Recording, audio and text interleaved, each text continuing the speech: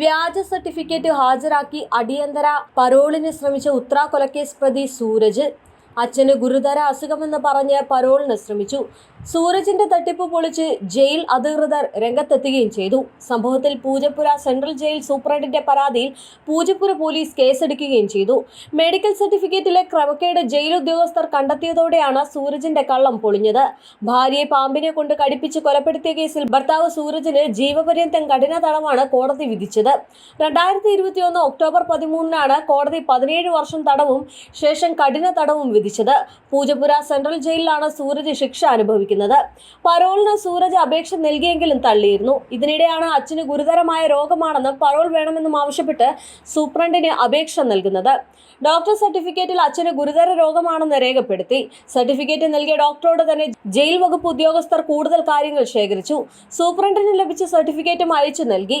Certificate നൽകിയത് താനാണെങ്കിൽ അതിൽ ഗുരുതര അസുഖമെന്ന് രേഖപ്പെടുത്തിയിട്ടില്ല എന്നായിരുന്നു ഡോക്ടറുടെ മറുപടി. വ്യാജരേഖയാണെന്ന് വ്യക്തമായതോടെ സൂരജിനെതിരെ സൂപ്രണ്ട് പൂജപ്പുര പോലീസിൽ പരാതി നൽകി. ഡോക്ടർ സർട്ടിഫിക്കറ്റ് വാങ്ങിയ ശേഷം അതിൽ ഗുരുതര രോഗമെന്ന് എഴുതി ചേർത്തതാണെന്നാണ് കണ്ടെത്തൽ. പുറത്തുനിന്നുള്ള ആരോ ആണ് വ്യാജരേഖ ഉണ്ടാക്കിയത് എന്നാണ് വിവരം. അമ്മയുമായി ആയിരുന്നു സർട്ടിഫിക്കറ്റ് ഹാജരാക്കിയത്. സൂരജിനെ അമ്മയും ചോദ്യം ചെയ്യും. ഒപ്പം സൂരജിനെ സഹായിച്ചവരെയും ഇനി കണ്ടെത്തണം.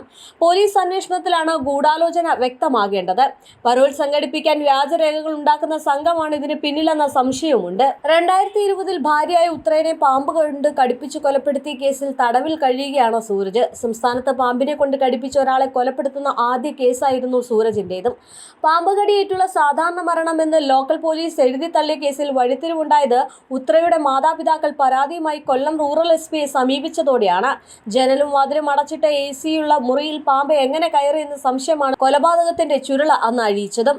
ദൃക്സാക്ഷികൾ ഇല്ലാതിരുന്ന കേസിൽ ശാസ്ത്രീയ തെളിവുകൾ ശേഖരിച്ച് പഴുതുടച്ച അന്വേഷണമാണ് പോലീസ് അന്ന് നടത്തിയതും.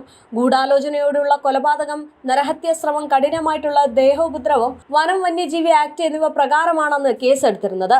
ഉത്രയെ കൊന്നത് സ്വത്ത് സ്വന്തമാക്കാനാണെന്ന് ഭർത്താവ് സൂരജ് അന്ന് കുറ്റസമ്മത മൊഴിയും നൽകിയിരുന്നു.